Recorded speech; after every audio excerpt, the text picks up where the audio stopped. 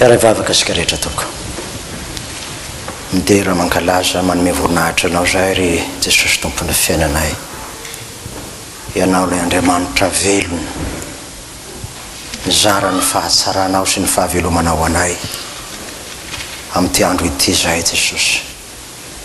Tonga ato amin'ity tranonao ity andro elazainao aminay, hanamboaranao anay, hanadiovanao anay, hanomezanao anay ny fanahinao mba azahoanay mino, azahoanay mahita, azahoanay mandre, azahoanay mivelonao anatin'ny fonay ny fahazavanao, ilay fahazavanaina, ka androaka ny maizina rehetra ao ato anatinay. Ampio ny mpiainy Jesosy, zarao zany fanahy fiainanay zany, fanahy fahazavanay zany, tena andray amin'ny fotokoa ny teninao, hiaina ny teninao, ary ho zanaky ny mazava tokoa amin'ny andro rehetra iaina sy mandrakizay. Anaran'i Jesosy, amen. Faly miarabantsika rehetra amin'ny anaran'i Jesosy Tompo tratra ity alahady ity. Alahady sivy alohan'ny Pasika dia taon'ny fiangonantsika alahady ny Pasiona.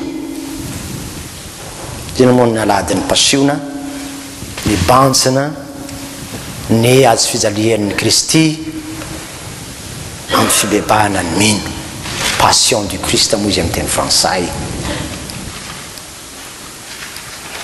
Ny alahady sivy rehetra ny fanaraka eo dia manomana ny mpianany mandrakariva Jesosy ny zanak'olona sy misy atolotra ho faty omboana amin'ny azo fijaliana. Amin'ny anjarasika androany ary izy dia efa miteny hoe mangororo ny fanahiko, hiatrika zany, kapoka zany lasa zany rora, ary hitasika manaraka hoe raha sisakara eo esory amiko ty kapoka ity. Zany hoe miara-miaina amin'ny gidiny fahorenana entin'i Jesosy tamin'ny jaliany ny minoka mibebaka izy mahita zany, satria noho ny fitiavana azy indrindra, noho ny aretan'i Kristy zany passion izany anay zany fijalian'i Kristy zany, ka dia miloko volomparasy ny lokon'ny fiangonantsika. Antony dia ny hoe mibebaka, mibanjina ilay azy fijalian'i Kristy, ny fijalian'i Kristy indrindra ny mino.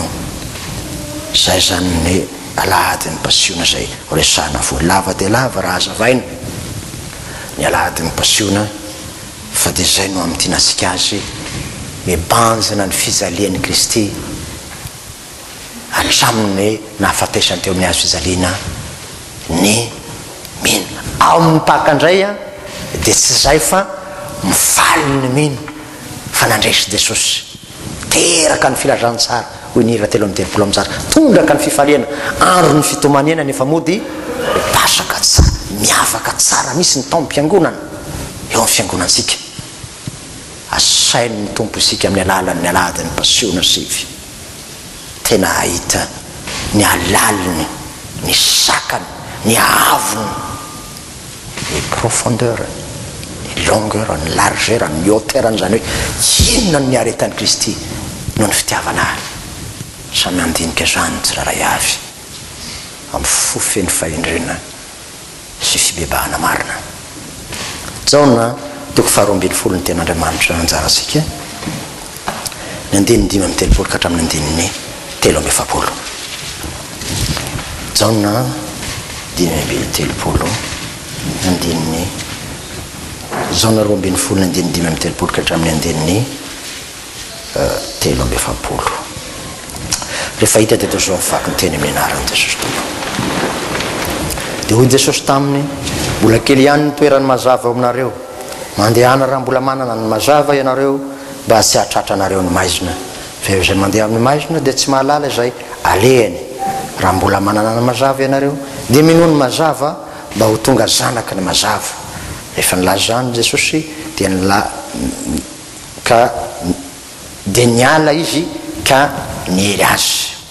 Nefa na dia efa nanao zay famantarana betsaka izay teo anatreny azy izy dia tsy mba nino azy ireo, mba hatanteraka ny teny nataon'ny Isaia mpaminany hoe tompoko iza ny teny nampitondraina anay ary iza ny mampisehoana ny sandron'i Jehova. Zany no tsy nahaizany nino, satria hoy koa Isaia efa nanajamba ny masony sy nanamafy ny fony izy mba tsy ahita ny masony na alala ny fony dia tsy bebaka izy ka tsy ahasitra anazy aho. Zany teny zany no nolzainy Isaia satria nahita ny voninahiny izy ka nilaza azy. Rehefa maro tamin'ny mpanapaka azy no nino azy, nefa no ny fariseo dia tsy nanaiky ireo fandrao havoaka hiala amin'ny sinagoga fa tia ny voninahitra avy amin'ny olona izy ireo fa tsy ny voninahitra avy amin'Andriamanitra. Ray masino manamasinana amin'ny fahamarinana ny tenina amin'ny fahamarinana. Amen. Ry fiangonana malala ho aminareo rehetra ny fahasoavana sy ny fiadanana avy amin'Andriamanitra raintsika sy Jesosy Kristy Tompo. Amen. Ny fanjakan'ny mazava sy ny fanjakan'ny maizina zany no miady ao anatin'ity texte ity.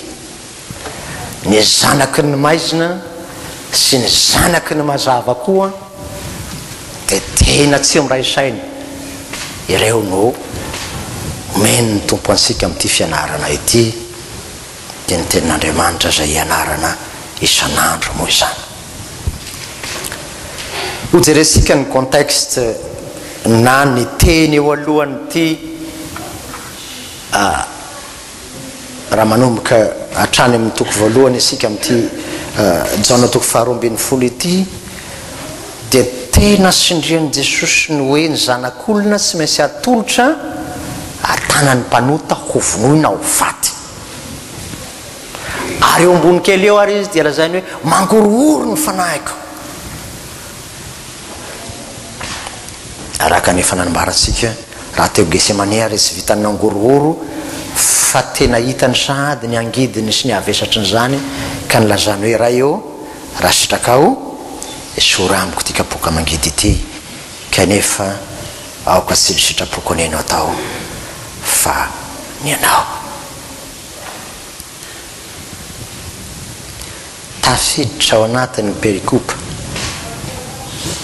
zay mahakasika ny fizalian'i Jesosy, ny lazany Jesosy ny amin'ny hafatesany ity perikopa anjara asika ity na ity tenin'Andriamanitra anjara asika ity. Mandehana raha mbola manana ny mazava, teny matanjaka sarobity zany mba tsy hahatratra anareo ny maizina. Eto dia misy ny atao hoe dualisme, feno an'io dualisme io ao anatin'ny Baiboly. Maizina, mazava, velona, maty, mino, tsy mino, andevo, afaka. Misy zavatra mifanohitra mandrakariva ao anatin'ny Baiboly ary tena mampivoaka ny hevin'ny Baiboly sy harenan'ny Baiboly zany. Eto dia misy fanjakana roa, dia ny fanjakan'ny maizina sy ny fanjakan'ny mazava. Ho resatsika ny fanjakan'ny maizina na ny maizina.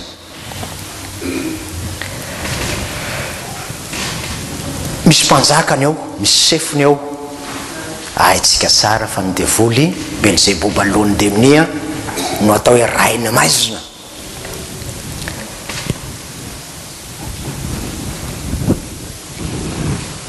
Efesiana toko 4:12 moa dia mpanjaka ny fahamaizinana, io no anarana ilazana azy. Ny maizina koa dia ilazana ny fahotana ka atao hoe asan'ny maizina tsy mahavokatsoa no ilazany soratra masina azy.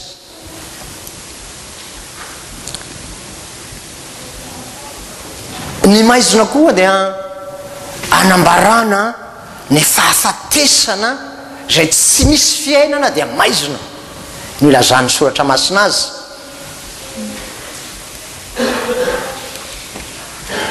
Ary farany rehefa manao fanoharana amin'ny olona tsy mino ka ho fatorana harena amin'ny elo ny tompo dia ataony any amin'ny maizina misy ny fikitroa nify. Maty 5:30 no manazava azy mazava tsara ilazana ny helo mirehetra afo zany maizina izany. ireo no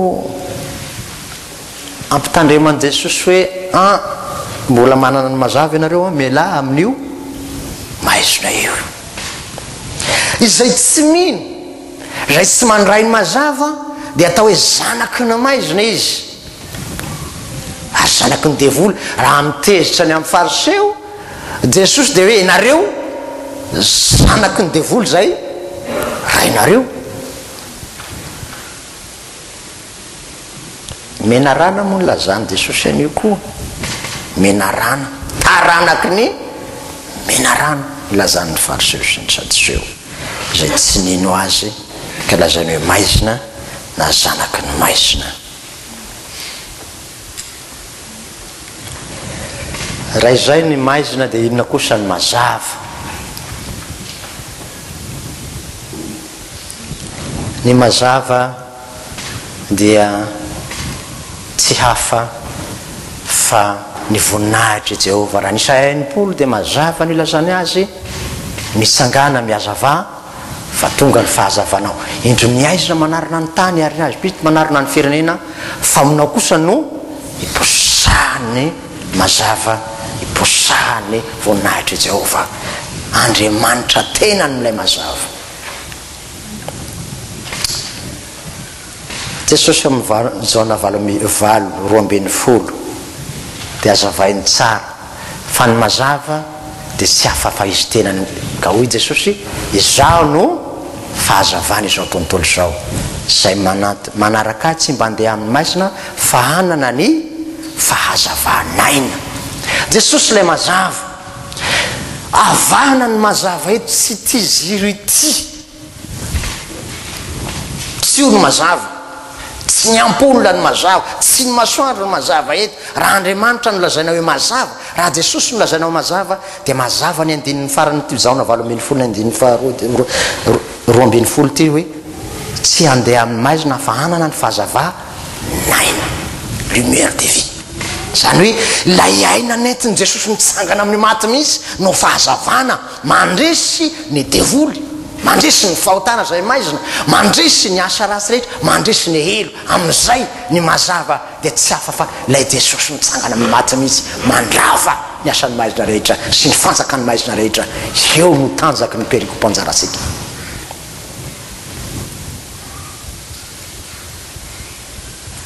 ka nytiany Jesosy hoe mandehana raha mbola manana ny mazava raisy ny mazava dia ny hoe raiso azaonao mandresy ny maizina rehetra amin'ny fiainanao ana amin'ny tokantranona amin'ny firenenana amin'inona na amin'inona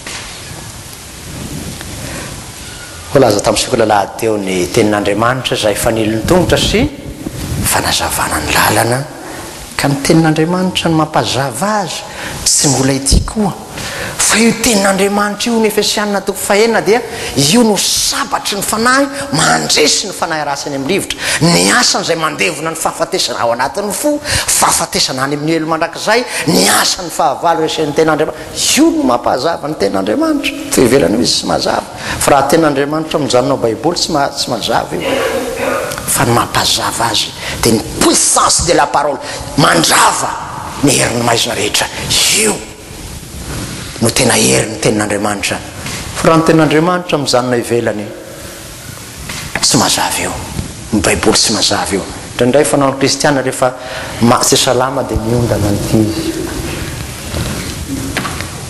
dia amin'izay io dia vetivety kely dia sitrany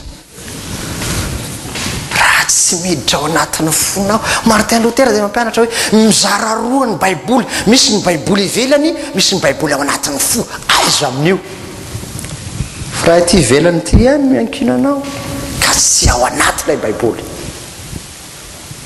dia tsy mazava izy ampidiro ao anatinao ilay baiboly velona sy baiboly maty misy ombiasona sorsy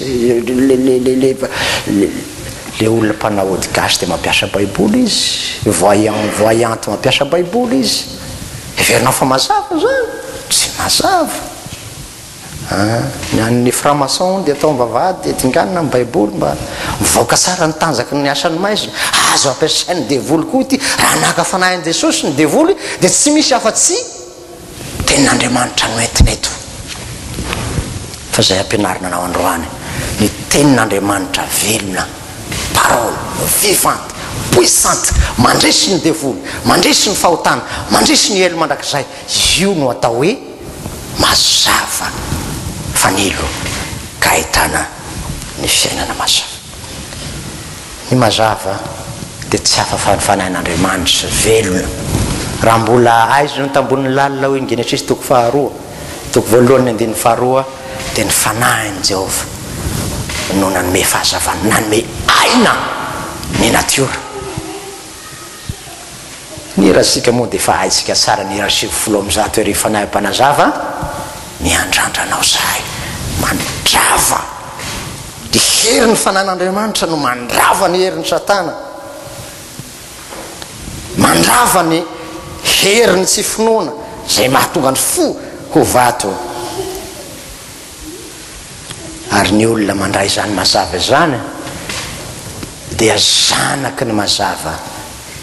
Ka ilazany Jesosy amin'ny Maty toko 5:4 ianareo ny fahazavan'ny zao tontolo zao, ny fahazavan'ny Kristy nampidirina ao anatinao.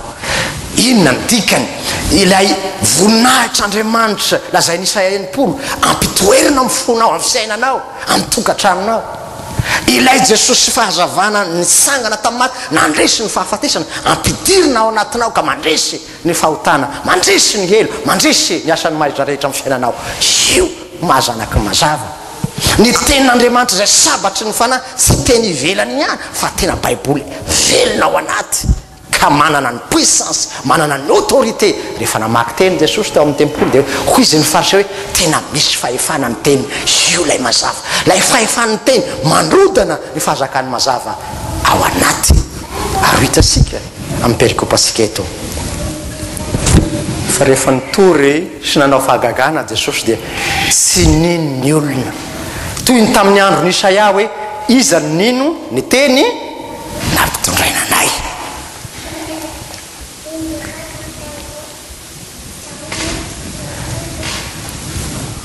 Efa nisy fahagagana maro ny ten'Andriamanitra anjarasika teo natao ny Jesosy kanefa tsy nino ny olona. Inona tsy nahatonga azy tsy mino? Voajamba ny maso noho ny ten'Andriamanitra nivakisika teo, ny sofiny tsy nandray, ny fony vato tsy nandray izy. Inona moa ny fahagagana nataon'i Jesosy raha ny perikopatsika amin'ny Jaona toko 2:10 dia nananganana ny Lazarosy tamin'ny maty. Ary io no maneho fa tena Jesosy mandresy ny maizina ity Jesosy ity, ary tena zanak'Andriamanitra sy Mesia tokoa. Ny 9:30 dia mamaly ny tenin'i Jesosy amin'ny 9:30 sy ny alohan'ny ny fariseo sy ny sadoseo no hoe ny zanak'olona ho Jesosy tsy maintsy atolotra tanan'ny mpanotaka omboana ho faty amin'ny azo fizaliana. Dia hoy izy ny fariseo sy ny tsy nino hoe fantatray fa ny Mesia tsy ho faty mandrakizay, ka ahoana no ilazana hoe Mesia ho faty? Ry havana, ny mahafahazavana an Jesosy dia miditra ao anatin'ny fahamaizinany ny fahafatesana izy, ary misangana eo indrindra ny herin'ilay Jesosy nitsangana amin'ny maty. Ary io lalana io ny lalana sarotra zay atresika androany. Jesosy miditra tanteraka tao anatin'ny fahamaizinany fahotaniny zao tontolo zao, miditra tanteraka tao anatin'ny fahafatesany zao tontolo zao, miditra tanteraka tao amin'ny fasana, miditra hatrany amin'ny fiainan-tsy taza mba hanehoany fa resiny izany fahafatesana izany. Tsy mora tamin'i Jesosy nefa io, ka hoy ny 7:20 amin'ity Jaona 2:20 ity, hoy Jesosy hoe mangorohoro ny fanahiko, mafy ty ady atrehoko ity, kanefa aoka sy ny sitrapoko no atao. Mesia tsy mety maty no eritreretin'ny Jiosy, kanefa tsy fantany fa tsy voatazona ao anatin'izany fahafatesana zany Kristy. Nampalahelo tamin'ny andron'ny Isaia raha ny 9:30 hoe nahita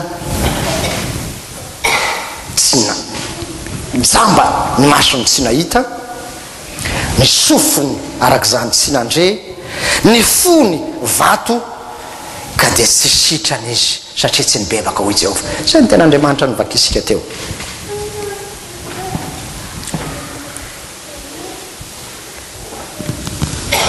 ny zavatra manaraka dia ny hoe nahoana tamin'ny andron'ny Isaia no averina eto. Isaia manokana dia ny 9:7 nahita ny sandron'i Jehova izy. Inona ny dikany sandron'i Jehova? Ny dikany dia hoe matanjaka sandro manambara ny force sy ny herin'Andriamanitra velona. Io Isaia hoe io zany nampisehoana ny sandron'i Jehova. Sa nahita nandresy Jehova mahery Andriamanitra. 9:7 nahalala an Jehova Isaia. Inona ny mahalala? Ny ray aina tamin'ny Jehova Andriamanitra izy ka nandresy fahavalo. Tena fantatrao ve zay inoanao? Nahita ny voninahiny Isaia ny 9:7 miperiko pasika teo. Ny voninahitra Jehova io ny fahazavana hoy ny Isaia 9. Eto dia misy zavatra telo lehibe nahatonga ny jiosy tsy nandray an Jesosy. Voalohany, ny masony, jamba ny masony ka tsy nahita. Faharoa, nanamafy ny fony izy ka lasa fovato zany, ary mazava ho azy ny sofiny tsy nandray. Riavana, raha Jesosy nolazaina hoe tenin'Andriamanitra mazava zay mijery ny zanaka ny manana ny maso tsy maintsy esorina zay sarona manamaizina tsy ahitanao la iasy fizalian'i Kristy. Io ihany mahazamba. Ny Paoly dia tena nisy kiran'ny trondro misy ny esorina tamin'ny masony, ahitany an'ilay nitsangana amin'ny maty. Ny sofina koa zay misakana. Maro ny zavatra resika amin'izao fotoana zao, ampiasaina ty écouteur ety isan'andro. Inona ny mamasa ny fo? Amin'ny métro ianao dia feno. Sasany dia mandindihy dia tsy fantatrao zay zavatra mampandihy anazy eo aloha. Ny maso, ny sofina, izany dia miasa ambolo zavatra ao anatina fo izany. Zay tianao ho jerena matetika dia dikan'izay tianao ho soatana ao anatin'ny fonao. Zay zavatra tianao ho enoina matetika dia tianao ho soatana ao anatin'ny fonao. Isika rehetrarehetra io zao misy zavatra voasoratra sy voapetraka ao anatin'ny fo. Isika rehetrarehetra io. Andray ohatra mpihira anankiray aho. Mahafinaritra anahy Michael Jackson. Vao mandeha Michael Jackson dia za tsy mahafantatra mpihira québécois. Inona ny tiako hatongavana? Mba hoviana ny masonao na sainao hibanjina ny azy fizalian'i Kristy ao anatiny ty. Ka raha vo mifoha ianao dia nisokafanao ny tenin'Andriamanitra mba hamelona ilay mazava ao anaty. Hoviana ny tanora na mety olon-dehibe zay mampiasa an'izany kasika na écouteur zany ka tenin'Andriamanitra sy hira mpivavahana. Mahafinaritra fa inoko ny aspezia fa ny hira zay rainareo eto io no mameno ny sofina ka mamboly lay fahazavana. Maro ny mpihira amin'izao fotoana zao zay mizara felo fa mifomba mitanjaka no irana amin'izay olom-ba sexy dia vao sitrany daholo ny olona rehetrarehetra. Mankany amin'ny maizina maizina izao tontolo zao fa ianao mazava ao amin'i Jesosy Kristy. Zanaky ny mazava. Rehefa nandray n'ilay mazava dia mahiratra mahita an' Jesosy ny maso. Ny sofina mandray ny ten'Andriamanitra velona. Ny fo vato tonga fo torotoro sy mangolakoraka. Eto dia mampieritreritra ihany hoe najambaiko ny masony Jehova mba tsy hahita izy. No mafisiky ny fony mba tsy hibebaka izy mahagaga ihany. Tsy Jehova nanao zany fa ny Satana no efa tao nanamafy ny fony. Fa ianao manana an Jesosy, sofina miaino, maso mijery, fo miara-mitempo amin'ny fon'i Kristy, ary saina miara-misaina amin'ny sain'i Kristy dia ho sitrana. Ny maizina dia lazana aretina koa satria raha mibebaka izy dia sitrana izy hoy ny ten'Andriamanitra. Fa raha tsy mibebaka izy dia tsy ahasitrana azy. eto dia ny hoe ny maizina dia lazana ny olona mbola manana aretina maro samihafa. Mety areti-pahotana, mety areti-pireareana, mety aretina fanamarina tena, mety aretina fitondran-tena samihafa zay tsy araka ny sitrapon'Andriamanitra, mbola misy ampahany ao anatin'ny fo. Misy mpandinika anankiray nresaka nisy kristiana anankiray hoe bon Jesosy a 50% anao a dia mba 50% mba ampiasaiko am'izay mba mahaolona civilisé ahy aty. Jehova tsy manaiky an'izany Jesosy, fa ny azy dia hoe anakatolory ahy 100% fonao, ampidirako ilay fahazavanaina, lay aina fahavelomana avy amin'ny Jesosy Kristy. Ary anasitrany raha tena atolotra ho azy tokoa ny fonao sy ny fiainana manontolo, araka nylazainy hiratsika hoe ny tenako rehetra atolotra anao, anao tsy misy fetranao rehetra, mba raiso fanananao hanjakanao feno amin'ny fiainanao manontolo Andriamanitra, zany foko sy ny fiainako zany. Io ihany ny tena ahatonga ny fonao anjakan'ilay mazava, ny tokantranao anjakan'ilay mazava, fra omenao lalana ny maizina. Ny asan'ny maizina, ny finoan'ny mino dia tahaka ny chambre anankiray, na baolina zany na chambre na tomobile. Andramo nge io chambre mba asiana loham-panjaitra fotsiny kely fotsiny ty fa tsy maninona, mba ataovy aty ana Amerique du Nord angenao asa mba teneniny pasteur sy ny baiboly sy ny fivavahany loatra anao fa mampidévisser cerveau io, ataovy kely. Dia andramo moa asio loham-panjaitra kely amin'ny chambre anao, vereneo anao adiny ray sisy rivotra tsony ao anatin'io. Ary ny fanan'Andriamanitra dia rivotra no anarany, pneuma, rivotra mazava sy mitondra aina.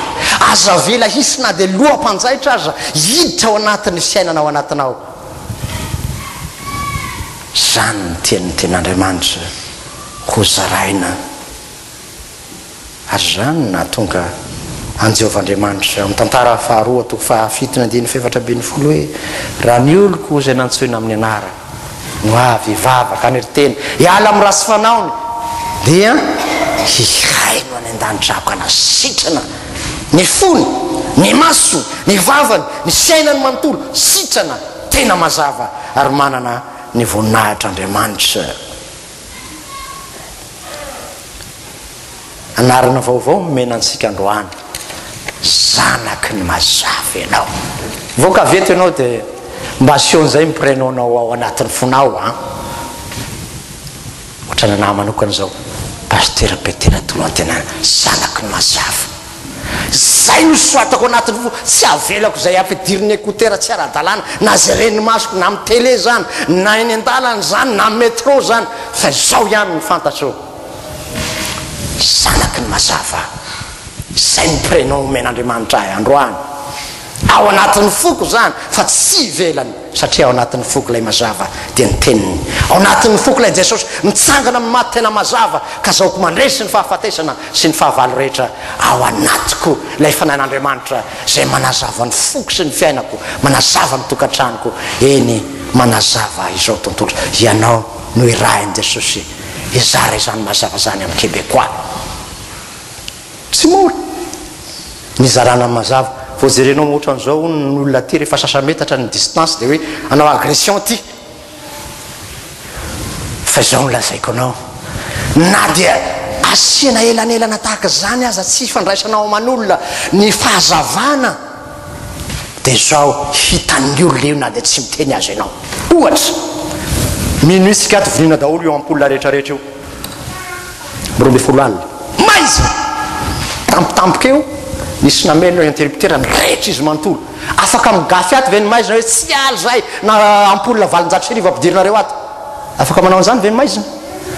Mantositra izy miafina ary ambany ary raha iafina.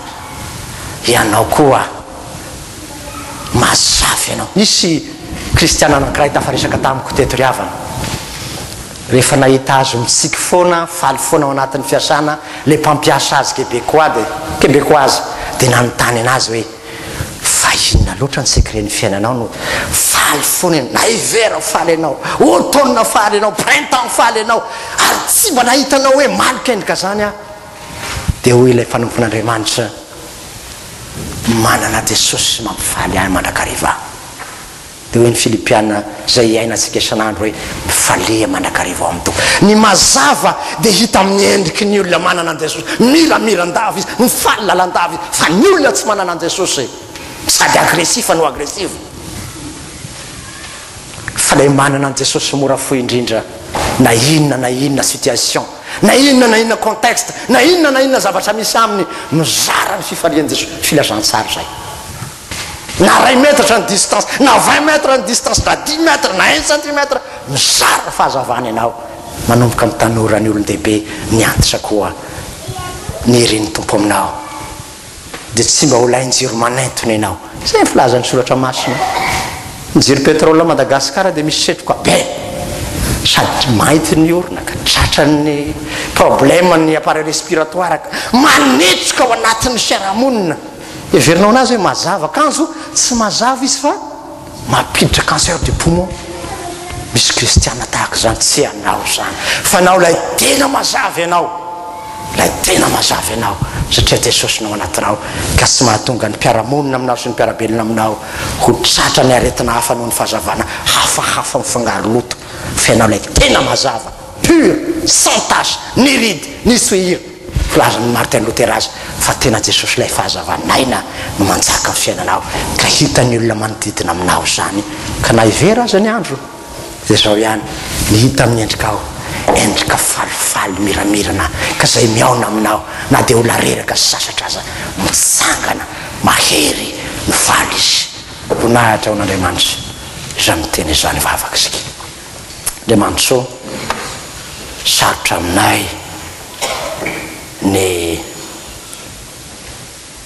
miainany mazava, kanefa Jesosy eo meo anay ny fanahy mimpanazava, ny teny mazava. Ianao lay Andriamanitra mazava, anazava ny fiainanay, ka zao anay mizara zany. Ny anaran'i Jesosy, amen. Raiso ny fitahiana ho aminao rehetra ny fahasoavan'i Jesosy Kristy tomposika, fitiavan'Andriamanitra ray, firaisina ny fimbonana ny fanahy masina, hatramizao ko mandrakizay. Amen.